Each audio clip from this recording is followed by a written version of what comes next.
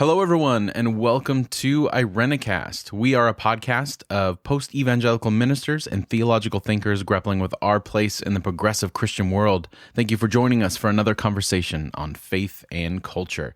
This week, we have an interview for you with Dr. Patrick Reyes, author of Nobody Cries When We Die, God, Community, and Surviving to Adulthood. This is a great interview, but before we get into that, we have a few announcements up top.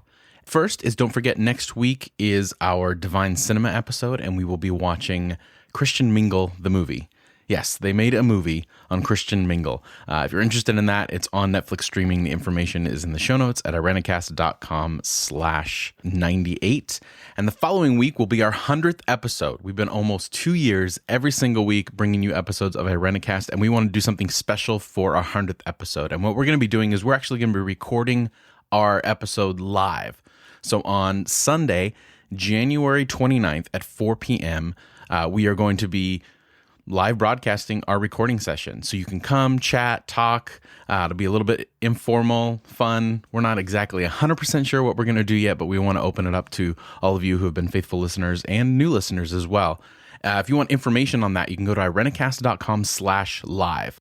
We're playing with a couple platforms that we're going to broadcast from, so continue to follow us on our social media, or again, go to irenicast.com/live, and we will update you there. We're really looking forward to episode 100. So with all that out of the way, without any further ado, here is our interview with Dr. Patrick B. Reyes.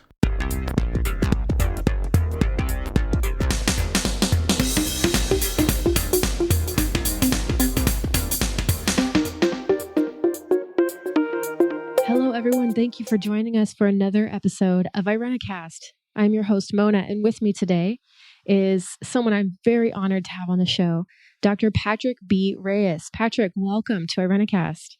Thanks for having me. I'm so glad you're here. I just finished reading Patrick's book, which just came out in December. Is that right? Yes, it was launched at the beginning of December. Excellent. It's called Nobody Cries When We Die, God, Community, and Surviving to Adulthood. This book really moved me, and I found myself in tears at a number of occasions, and I'm looking forward to talking to Patrick about it more. This work is really autobiographical for you. Is that right, Patrick? Yeah, I mean, I as a theologian, I figured many of the texts I was reading didn't really connect to my life in the way that I felt compelled by my own faith and my own community. So I need to tell those stories and tell stories in a different way that relate life and faith. Especially as a Latino from California. Yeah, I think our stories are almost always forgotten. So this book is really to shed some light on that. I can't wait to dig into this. And before we get started, I'd love to hear you introduce yourself and tell us a little bit more about what you're doing these days. Yeah. So, like you introduced, I'm Patrick. I'm currently in Atlanta. I work for the Forum for Theological Exploration. We are a leadership incubator that supports young people who have a discernment call to ministry, so primarily 18 to 30-year-olds. And also, in the work that I direct, which is our doctoral initiatives, it's supporting scholars of color. This has been kind of the historic backbone of our organization since 1954. So we're carrying that work forward in grants and fellowships, convenings, just supporting the next generation of Christian leaders to do the work that they're truly called to. And I've been doing this for the last year. I've been in the director role for the doctoral initiatives. Prior to that, I was working at a small Christian liberal arts college as an assistant dean for academic affairs. Primarily at that school, I was called to support scholars or students of color. The school was about 60% students of color, and the faculty was almost all white. I mean, I should say it was all white. I was only a voting faculty member of color. Only one of two Latino administrators.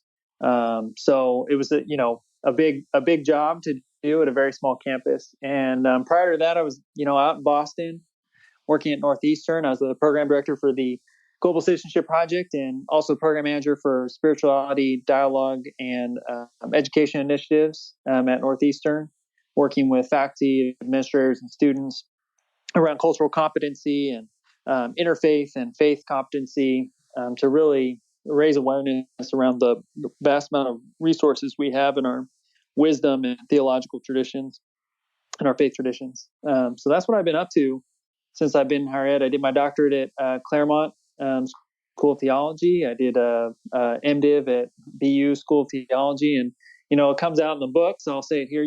I wasn't just in these kind of standalone theological schools. I got my start at a state college, Cal State Sacramento. I think the average, the total annual tuition when I was there was about $3,000, and got a nice, healthy scholarship to cover that. So compared to what most higher education institutions are charging, I thought I got a deal for that undergrad. Yeah, no kidding. That's great. I also should say that's my favorite. My favorite diploma is my undergraduate, because at the time, Arnold Schwarzenegger was the governor of California, so his signature is on the thing. The Governator. Not that I'm a Governator fan, but I'm a fan of some of his movies, so I was glad that he got to sign that. That's hilarious. And I'm from California too. We haven't talked about this yet directly, but I'm from Santa Maria, which is just a couple hours north of where you grew up in Salinas. Is that right? That's right. Yeah. Yeah, that's right. Right off Highway 101. Right up the 101. Yep. Encountering theology is so interesting when you finally have your experience represented. And I grew up Pentecostal, and often in like the world of liberal land, I don't hear Pentecostalism represented hardly at all, which is interesting because globally it's such a huge percentage of Christian populations. So to hear someone talk about stuff that happened in my backyard, basically growing up in California, is really interesting. And I realized that I haven't heard many voices represented in this way. So I was really, it was interesting reading your book because you describe that the 101 cut your town in half, and you either from the white side or the person of color side. And I experienced that same racist, uber racist dynamic in a half Latino community, Latinx community, from the white side, and hearing people in my life who I really loved and respected saying really horrible, eugenicist, racist stuff, and then going to my Mexican friends' houses and experience unbridled hospitality and love. So there was a huge disconnect for me growing up, experiencing those two sides of the very racist coin. And I think there's so much attention right now on racism between Black and white communities that often the white Latino community racist dynamic doesn't often get talked about, at least in my circles. Yeah, I mean, one of the things that always comes up, when especially talking about Salinas, I think I had part of the reason why I was able to write the book and the stories that I did is that I can, and I did travel between the two communities. So, I talk about having, kind of my foot in both. I grew up on one side. The school that I went to, we'll probably talk about it later, but Christian Brothers High School that I went to was on the south side, which is, the white side of the 101. And so I was able to see both daily on a really like kind of visceral level. I also had, my mom's white, my dad's Mexican. So, I mean, there's that kind of dynamic of seeing it happen out in my family.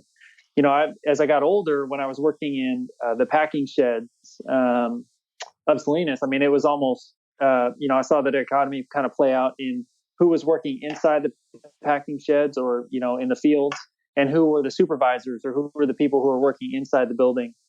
And again, I mean, I could move in and out. My father he kind of charted a path. He was the first in his family to get a degree. He went into computer information science, to kind of, to get out of the shed and move inside. And he did. So he kind of paved a path for me to do the things that I really wanted to do in life. And so I've been the beneficiary of both of incredible privilege and kind of the day-to-day grind of the Latinx community, especially in Salinas. You have so many poignant images in your book. One of them is, I think you said you worked in the factory or the plant where you would pack the trays for veggie platters that people would buy for parties, often wealthy people, right? Because wealthy people have the money to buy pre-cut vegetables.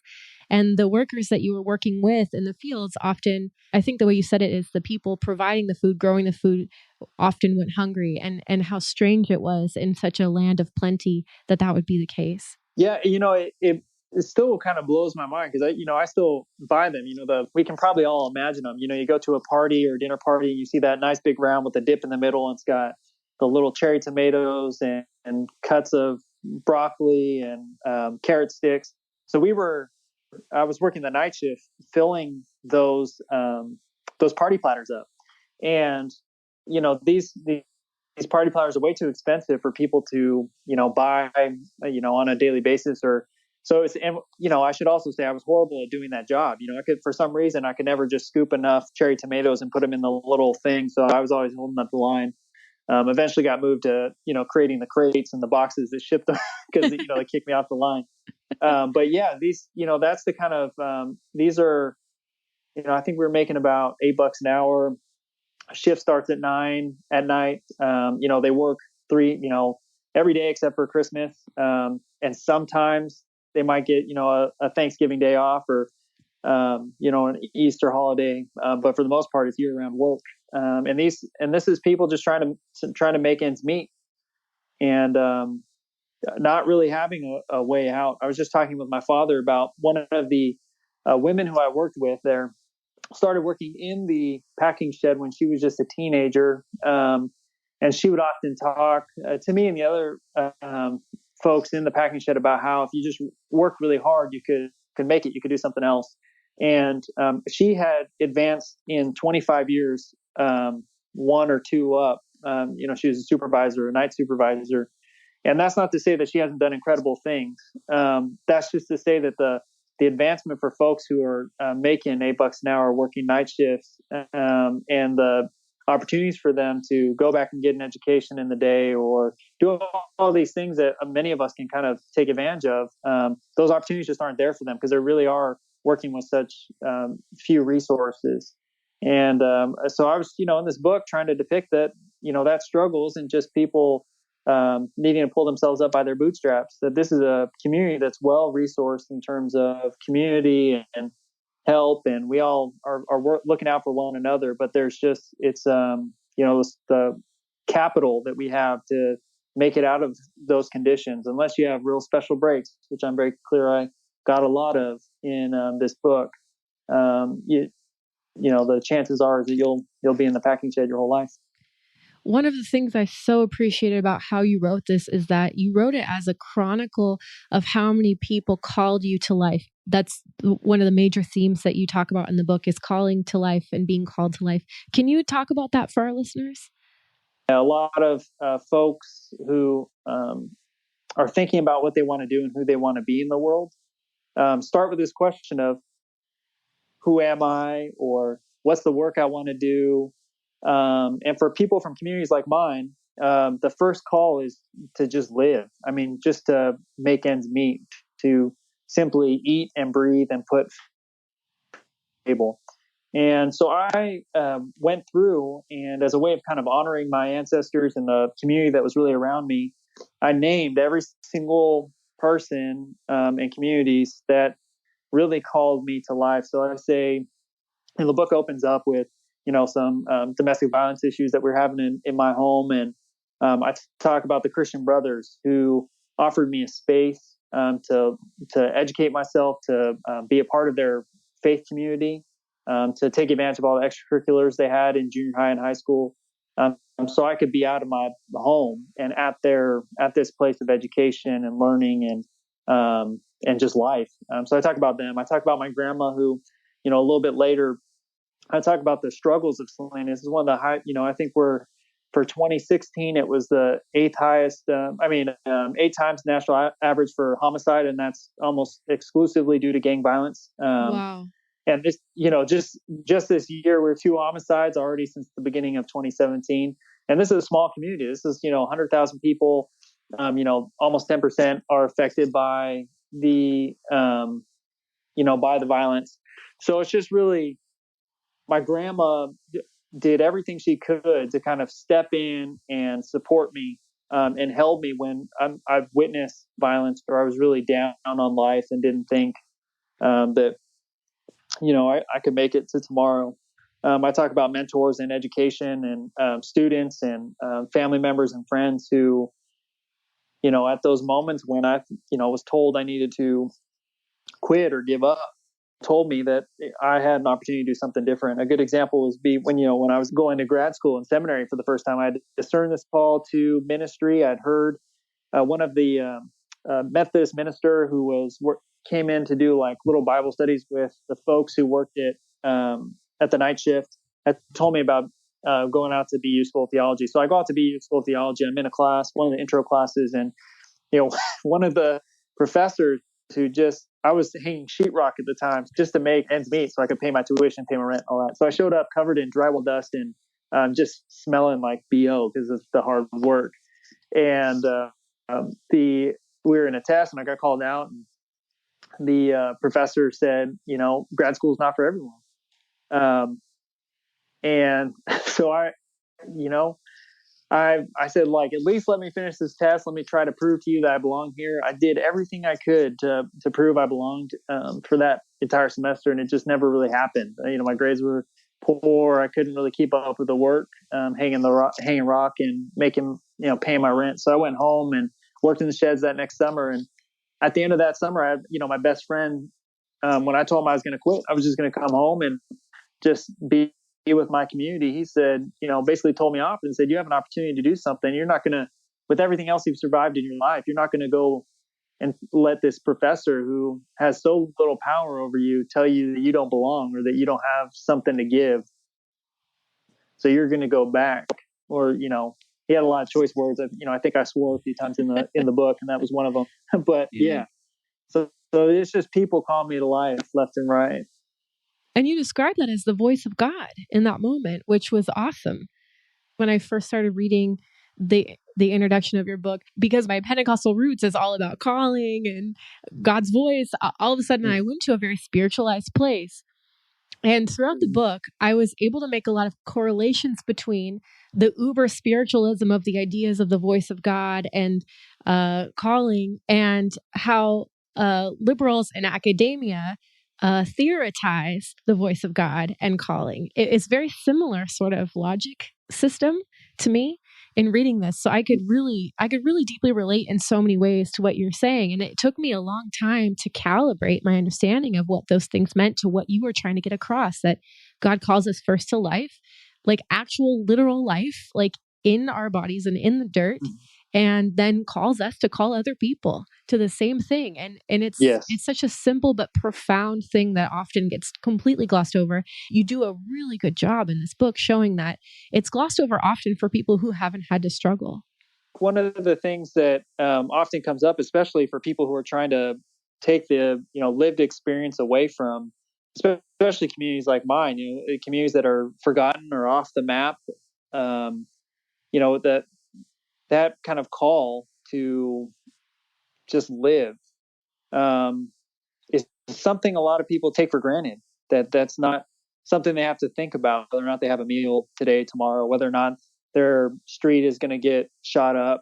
Just that these are kind of things that people take for granted. I think that call to life also for me, and you put it in perfect language there, that, I heard it as a call from God. I mean, I think it's not just, biblical prophets who heard the voice of God calling them out in the wilderness. I mean, for me, it was also Christians, deeply devotional, confessional Christians, like the Christian brothers in my hometown or my grandmother, who stepped in when I needed it most in my life. And when they name the reasons why they do it, I mean, aside from just the sheer love they had for me as a person, they also modeled a deep Christian life, prayer life, commitment to their local communities, educating young people.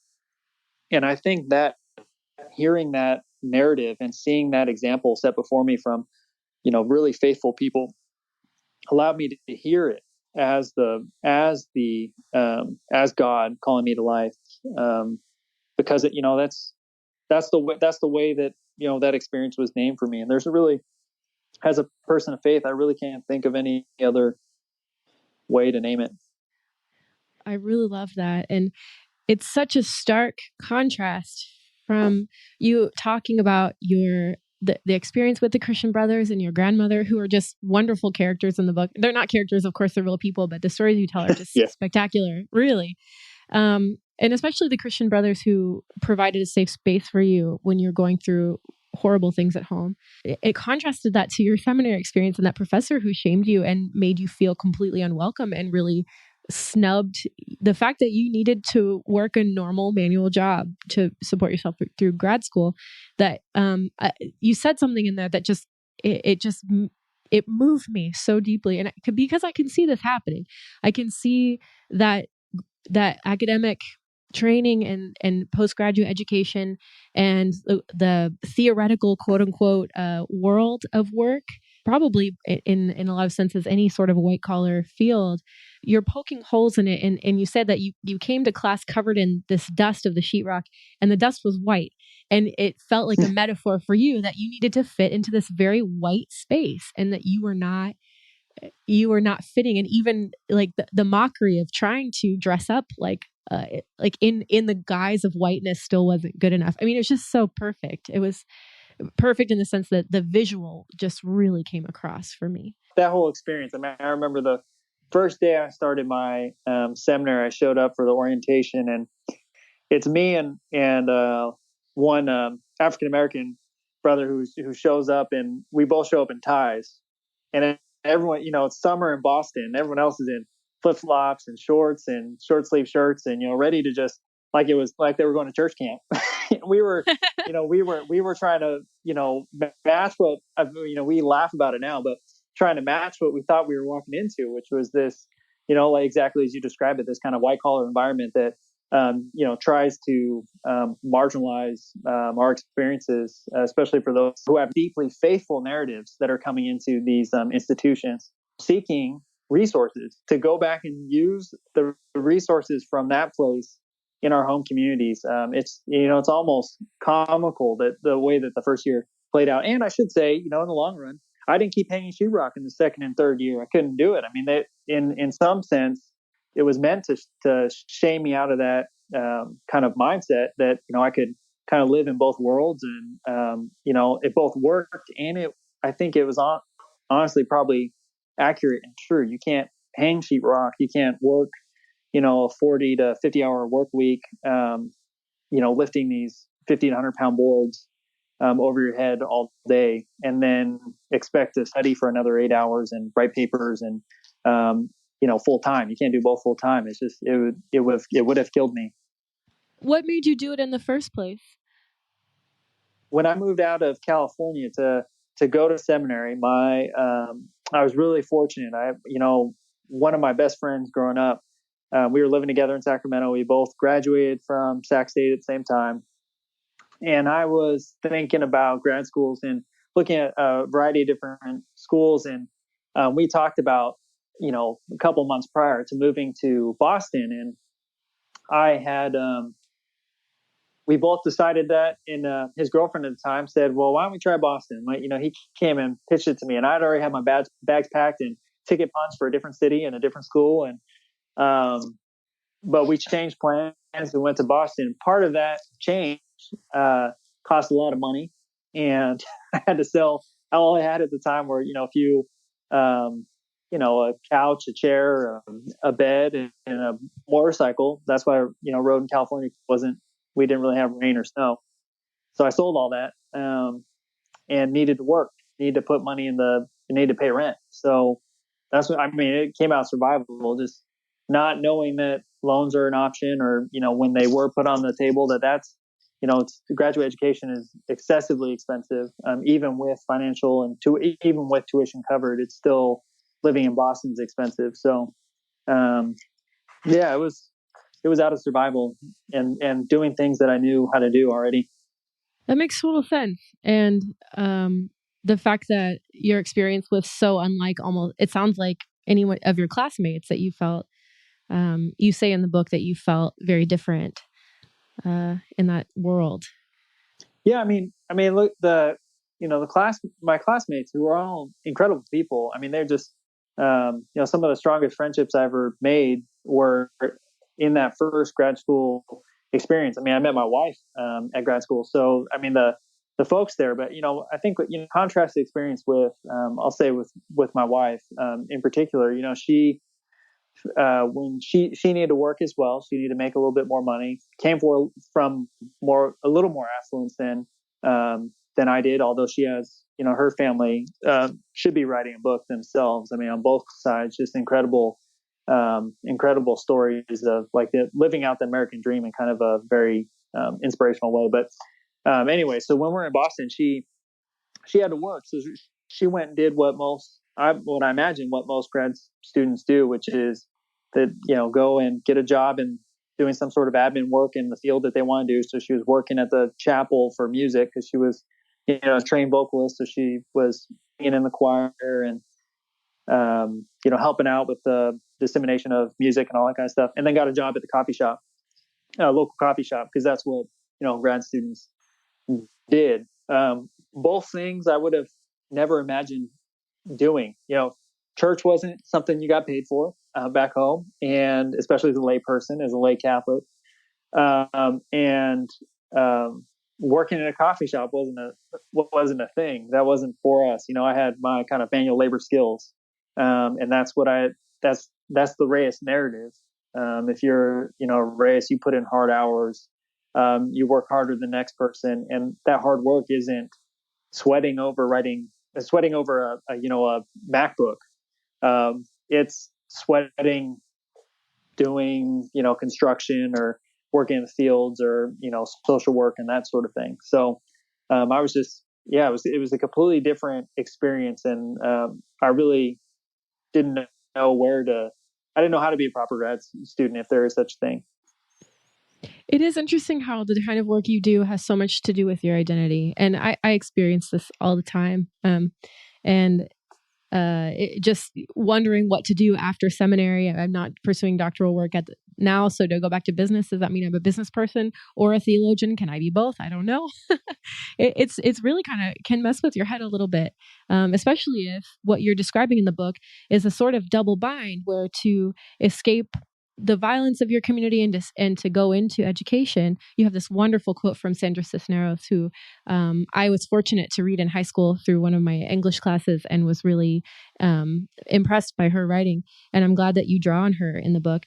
That the page and education are sort of foreign to your community to such a degree that to pursue these things really means to break from your community, and what a double bind that is. And that must be very difficult.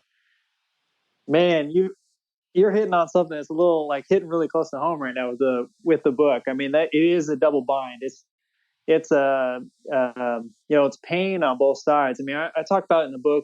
I describe playing baseball in my community, and the being on the the Latino team. We can win it. I'd say we can win at baseball. At the same time, I was trying to make it this Christian Brothers High School, trying to make good grades so I could get out. I mean, that's one of the things my grandma wanted me to do, is get out of my community. Trying to make changes in my community. My home community and my family really value education. It is a weird space to be in, because once you are able to get out, you're no longer there. I just had a conversation with a really good friend, who I acknowledge in the book, who after reading sections of the book, really challenged me to think about what is my identity to my home community now, that I've been gone for so long, and that I'm doing my work is primarily in higher education and supporting scholars of color to do the work that they want to do, or ministers to in their home communities. But I'm not actually in my home community, and it's a deeply challenging space to be in, both for my home community calling me out, saying, and this is in the voice of my friend, saying you're not here anymore. At the same time, saying we are so proud that you're doing the work that you're doing, and we're telling everyone that you're out and that you're doing this, and you're a model for people to come behind you. So it is a real double bind. It's a space that's not easily occupied. I lose a lot of sleep being in Georgia when I'm my family's been in California on one side for several hundred years. So it wreaks havoc on my soul. But when I'm thinking about what's happening in the world today, with the politics, with the global scene, with global immigration issues, poverty, racial violence, racial tensions, um, there's so much work to be done, that I really try to call as many people to do the work that they're called to do, regardless of where their location is.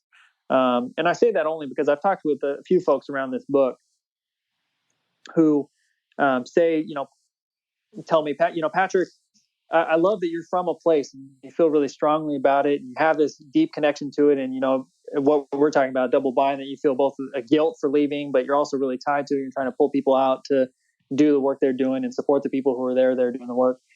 But I don't have a home. I don't know. I can't relate on that level. And what I call people to in this book is really just ground themselves in any place that they find themselves and do the best they can in their local community or with the work that they're doing. And that is distilled down to calling people to life. So search out for life for yourself and for your local community wherever you are. And that's what I think God is calling us to do, regardless of whether or not you're in your home community or not.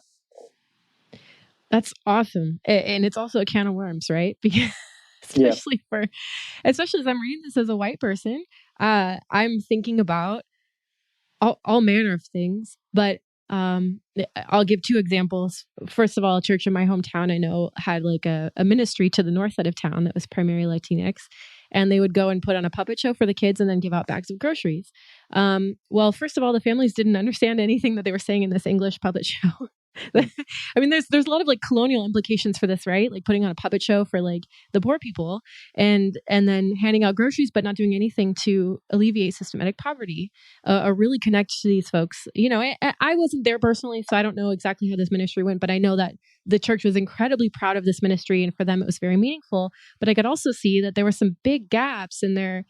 This was the best they could do, and I don't want to throw out the baby with the bathwater and these good intentions of people giving away food, but at the same time, it's just so it could be more, but to what extent do churches have resources to extend and work on systemic problems? And the other example that comes to mind is of a mutual friend that you and I have that works with kids from the projects and in a big urban center. And she does a lot of youth organizing work. And as a thank you for her work and for the work of her students that did a lot of like voter turnout kind of work, this wealthy community who had given them some money invited the kids out to celebrate. So they ended up going to one of the nicest neighborhoods in town, and they were thrown a catered banquet. So these kids from the projects who barely had enough to eat at home, most of them, were thrust into this incredibly affluent event, and there was no relationship built. And so I love what you're saying about the call of God is to not only call ourselves to life, but to call others to life. And you have this beautiful quote, something to the extent is calling others to life is inviting them into the beauty of your life. But what does that mean if the beauty of your life is whiteness, is because you've been given so much and there's no way to solve systematic differences? So I don't know, do you think that can work for people of all races and social locations? Yes. The answer is yes. And I'll stick with stories. So I talk about the Christian Brothers, and I realized that I didn't racialize the Christian Brothers all that much in the story, and it opens up with them. And I realized this in a conversation with my father-in-law, who said, his major concern was that I had I just didn't think that white people could make a difference in communities of color, which is not the case, because these Christian Brothers are a perfect example of people who are white folks who are living out a Christian call to do service in the world for those who need it most, and offering education to young men. And they have, I would say that even at the Christian Brothers School, they didn't take a whole lot from my side of town, a whole lot of students. It's still primarily, white Christian Brothers educating white young men in the community, because, there's tuition involved and all that kind of stuff. But for those that they do call out of the community and the young, poor Black and brown students that they pull in, and the ways that they intervene by inviting people into, not like I mean, I think what you're saying is is spot on. I wasn't invited to, their annual Thanksgiving cookout. I was invited to join them every morning for prayer. And if I didn't have a breakfast, to have breakfast there. If I needed a place to hide out, to come and talk to, mainly the principal, to come and talk to him, to use the opportunity, which were all these extracurricular opportunities, whether it's sports or, arts, yearbook, band. I mean, I literally did it all at that school. They said, do as much as you can, be here as much as possible, and we'll support you. I think that's a profoundly different invitation than let's just come out and have one meal together. That's I think those one-off events are more about the people who kind of operating out of white guilt than people who are operating out of Christian service. So I mean, I think the answer is absolutely yes. There is as a theorist, I always have that kind of colonial question. How much is it in goodwill, and how much pain and colonial jargon can I put on these service opportunities, where white Christian folks go and serve, Black and brown communities in particular, whether it's in, service trips to, Tijuana or, wherever you may be going, or just, down to the other side of town. And at the end of the day, I would rather have people showing up on a regular basis because of their commitment to make the world a better place than shaming folks for not doing anything at all. I would rather, the call to life from my side now, because I have a little bit more power and can see the other side a little bit better, is to just invite those folks who have been doing this, offering service, to enter into exactly what you're doing, deeper relationship with the people they're serving, and just keep pushing them to do that. It's not an easy thing when you are surrounded in a kind of a monoculture. So you have to, that's my work to do, to start challenging our communities who are doing service in the communities like the ones I came from, to do a better job of building those relationships. And I feel like your book really does demonstrate that. It really does try to provide not just a critique, but an alternative, how to get away from trauma tourism and what you call liberal colonialism, which is interesting because liberals are usually the ones decrying colonialism, but oftentimes participating in it without knowing it. I'm guilty. A lot of us are guilty of doing this, of course. And so I really appreciate it that you try to go a positive alternative. I really love the saying, don't tear down my house, build me a better one. Show people a better way to do it instead of just tearing down what they're trying to do currently. Yeah. And sometimes I think I put in the story, in the book, I kind of tell a story about my experience in higher education, especially when I first got there. And around that, phrase, liberal colonialism or pious colonialism and trauma tourism, that, I had so many colleagues. Northeastern is a primary, I think it was like 70-something% student body was white, affluent, top R1 research institution, mostly STEM. But they had great, they did great global education. They had this co-op model where you're out in the community working full time for six months at a time.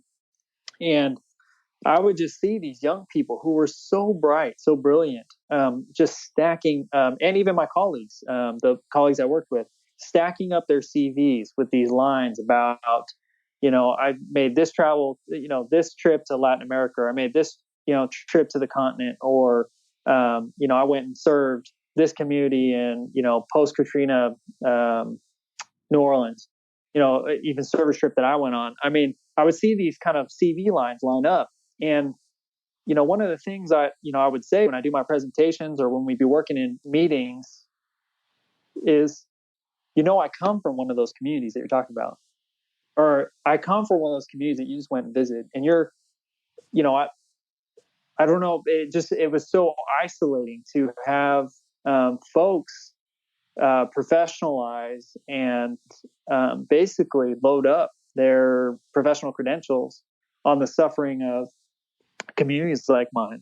We you don't get a CV line, named Surviving Salinas. Or resume line, surviving, XYZ community in, the East Bay or in Chicago or New Orleans, New York, Baltimore. You don't get these. You just do it. Our communities just make it out and survive. So I mean, that was one of the biggest challenges when I got there, and it was really isolating. Wow. So it becomes a kind of currency.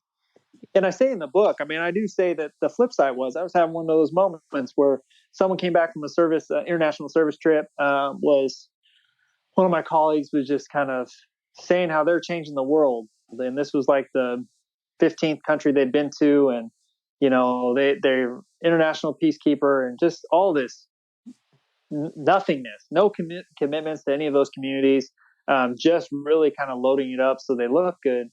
And I was so frustrated. I was so mad and angry about that. This was something that they weren't even incurring those costs. They were having the institution pay for them to go and do these trips. So, it came at zero cost to them, zero sacrifice to them. So I was so angry. I went home, and when I went home, I was, also trying to finish up my doctorate. And my research was really around the spiritual and religious lives of folks in my home communities where, I went back into the fields and worked alongside folks or went to community centers and talked to them about, what sustained them in these really hard lives. And I was at one of a young family's home who had a couple kids who were, asking me to tell their kids about how great it is to make it out and all sort of stuff. And, so I'm, telling them that it is great to go get an education. It is great to get out of this community. We put them to bed, and there's a drive-by shooting later that night. Doesn't hit their house. It's not anywhere near really where they are. It's a couple buildings down, but it's something that these kids were growing up with, and I couldn't. As miserable as I was sitting in my little office in New England with no sunshine because it was winter and the snow had rolled in. I just couldn't. I can't imagine. Raising my own son in that environment, and trying to prepare him to get out, and at the same time being honest that once you get out, it's going to be a world that you don't know how to survive in. You named it perfectly earlier. It's a double bind that we live in. I'm so sad to hear it. I mean, I wish there was something. I wish there was an end in sight, with all of the conversations around race and how divided the country is right now, and the re-rise of white supremacy it's horrifying to think that white folks like myself benefit from the system. People of color are killed actively from these systems. And how do you hang on to hope in these moments? That's such a good question. So I was invited to, just today, I was invited to write a letter to the incoming administration to kind of name what, needs are coming out of faith communities and specifically communities of color, and to kind of detail what those concerns might be. And it is hard to be hopeful. I mean, the thing that gives me hope is that one, that there is a community that calls us to life. So that's part and parcel with the book for people who are as fortunate as me to be surrounded by just humans who just wanted me to thrive. I mean, more than anything, who had done, like, my grandma's a great example, who was surviving domestic assault at home, growing up, raising 6 kids, and in a little 1.5 bedroom home, with next to no education, with a drunk husband, drunk abusive husband. So I mean, just doing so much on so little, and then calling this next generation to life and surrounding me with love and support. Because I had her, I was able to do some other things. And that gives me hope that there's communities, there are people out there who are doing incredible work to call this next generation to life, to really surround the future leaders of this country with love and affirmation and the resources, access to resources to get them where they need to be. And that gives me tons of hope. We kind of joked with some of, I shouldn't say joked, I got pretty mad to begin with after the recent election. That's not to say, I was mad at the election results like it was a surprise. I was more angry that people were upset for in my circles for different reasons. There were those who couldn't believe that this was happening, that the world was unfair, that how did this kind of racist system play out in such a fantastic way. Not just at the presidential election, that's its own thing, but like in local elections across the country, in the Congress and the Senate. And where is this money coming from? And I part of the things that give me hope is I was sitting there thinking, like, I don't know why y'all are so upset. Like, communities of color, and I'll speak specifically from the Latino community, especially for Latino communities, both from my experience with the Chicano community that was already in California before it was the United States.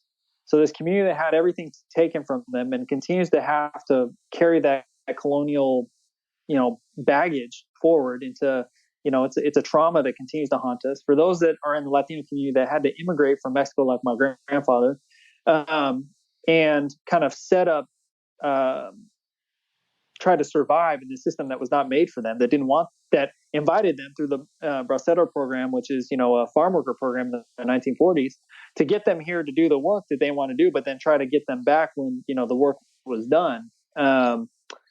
We've been surviving for a long time in this, very dominating system. So, I mean, what gives me hope is that this is not the first time for communities of color, and that there is generational knowledge, wisdom, love, and caring from our ancestors, as a person of faith from God, that we will make it we will make it to the next generation. And when we do, that if we're being faithful to God and to our community, that the next generation, my kids, will have it better than I did, and that gives me a lot of hope, that that work is necessary.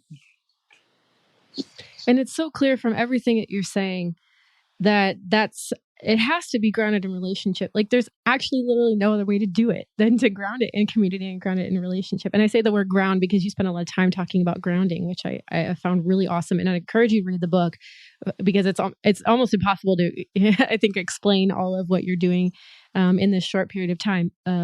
But I really appreciated the challenge that you gave to those of us who find it really hard to comprehend community, who are used to this dog eat dog individualism and take for granted all of the love and support and safety that we've been given. I really, the quote you had from Carmen Ninko Fernandez, that we are not your diversity, we are the church. That really hit home for me. It perfectly summed up this this thinking that I think so many of us fall into, that really objectifies the quote unquote other and replaces the resume line, the currency of do-gooderness, or however it makes you feel.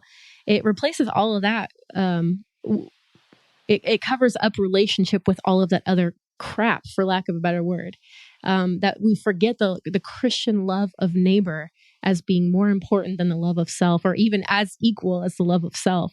The central tenets of Christianity are often completely missed when we stop treating people like they matter, and we stop treating people like they are our neighbors. And it sounds like a really simple message, but I appreciated that you brought this to life in a new way for me. I don't know how to quite explain it, but I appreciate that.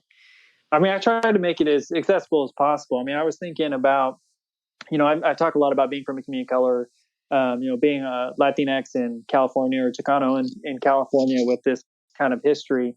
And, I think, when I talk about God calling us to life, and the conditions in which I found myself most at ease with God and the divine, and where God could really speak. And I talk about my grandma's kitchen. And my grandma's kitchen, I think, is symbolic of kitchens across America, not just the Latinx community, but white communities, immigrant communities, Black and brown communities. I mean, like, every house in America has, I think, a what I call a noisy kitchen. So, I talk about, let me see if I can find that quote. So, in 112, page 112, I describe this communal discernment. It says, it was loud, noisy, filled with family and community members, and food was always involved. Everyone was in your business. Everyone had a thought or question, and someone else always had an answer to try out. This was a space of communal discernment, though I admit that to an outsider, it might not look like that. This was a place of life. I mean, that's not a quote that's specific to the Latinx community in California. I feel like that call to life where you're surrounded by family and friends, where there's disagreements, where there's people are I've made fun of being a short 5'8". I like play basketball. That was kind of my pastime when I was younger, and throwing something out there like, oh, I'm going to join the NBA, and having every single aunt and uncle have something to say about that. Put it was its own sort of call to life, or call that you should probably do something else. And I think those are conversations that are happening all the time, regardless of your context. And so just embracing those moments, as those are the moments when we are calling ourselves to life. And those aren't to invite people to our kitchens, to invite people to our tables, to have those conversations. These differences that we've been talking about, race, class, ethnicity. I think that invitation can, extend beyond all of those categories. My grandma's table was not reserved for just races. It was anyone that was walking in on Haley Street in Bakersfield. Yeah, it's that warm center of light. It's really sacred, isn't it? Yeah, absolutely. There's something to be said for being pursued by your community. That's really changes you, gives you a sense of belonging and purpose. I mean, we all have our ways of having those conversations. I try to be funny in the book. I think it was the place where I was least successful in the book, was talking about my experience with my in-laws, who, my father-in-law was, he's a retired 2-star admiral from the Navy, was just did incredible work and service. My mother-in-law received the second highest award you can get as a civilian for her service to the country. So, just an incredible family. But when they sit around the kitchen table, they're a really small family. They, I have 20 something cousins just on the Reyes side. We're loud. Everything's always happening. They have 2 cousins. They never, they're on opposite ends of the side of the country. So it's just my wife and her 2 siblings. And the first time I had a meal with them, it was like being on like almost like on a television show. Each person talks. They take turns. There's no talking over. You don't make fun of anyone at the table, which was new to me, which I'm still sort of learning how not to catch my tongue when I do that stuff. But they're still asking those questions, over a shared meal. I remember when we were announcing that our son was coming into the world to them, it was shared excitement around the table. And then just because of the way that they converse, my family just started telling me everything I need to know about being a parent. They asked very direct and, kind of introspective questions, like, in a very monotone way. Are you prepared to be a parent? And, my family wasn't asking me that. They're asking me, are you ready to be dad? You don't have anything. You don't have any experience. You don't like holding kids. What's wrong with you? It was just a very different experience. But the conversations in which they're being held around both tables are still around, supporting us in our, in that instance, and being good parents. And in a larger, kind of more meta way of talking about, being good people and, calling us to life. I love it. I love this book. And I would say for those of you who are not academic, this book is very accessible. If you want a good book for theology that'll get you thinking, but it doesn't have a ton of ginormous words that you have to use a dictionary to use. I mean, Patrick's work is very theoretically sound, of course, and he has a great reading list. If you are interested in bibliographies, his is awesome. But if you'd like a book that's accessible and you can just read like a normal human, then this is a great book, and I totally recommend it. And I know, Patrick, I think you said that you have written it that way on purpose, and you have a really interesting exposition on theory versus story and why those two are at odds unnecessarily. And I really like that. But I appreciate that you told so many stories in this book. I just have so many wonderful mental things that I can latch into emotionally to make your ideas come to life. And I thank you for that as a reader. Oh, thank you. Stories is, that's the way that I feel like we converse in our daily lives. And, I think that was also one of the things that was missing from my formal theological training. And that's not, like you said, there's not theoretically sound, or there's not theory or theology in the book, but it's to say that the experience and the lives, the ways in which we read text. I mean, I say in there that my community taught me not just to read text, but to read context. So the way that we tell our stories is important. And also to recognize that in higher education, specifically in those who are being trained for ministry, people are being taught stories, and people are being taught narratives. And for me, as a Latinx, those narratives and those stories were not from my community. They were not my own stories. I had a really hard time connecting my stories to the stories of, German thinkers at the turn of the century, turn of the 20th century. I mean, it's just those experiences and those narratives didn't connect to mine. Those theories, those words, those jargons, they didn't connect to me. So I needed to tell stories that, as a person of faith, that I could connect to, and that my community could connect to, and that everyone who wants to live a faithful life, and to see when they're struggling on a day-to-day level, whether that's addiction, or with the job, or vocation, or life, they have a text that they can turn to and see that they can be called the life, by God, and they don't need to learn 12 different languages to figure that out, that there's some resources, rich resources, that are accessible in their own story. Thank you so much for this work. It's refreshing, really, and it's challenging, which is a rare combination. So I thank you for your work. I thank you for your heart and your stories, and for being on the show, most of all. Yeah, Mona, thank you for having me. Absolutely, and thank you everyone for tuning in to this week of Irenicast. This is Mona signing out. Have a wonderful day.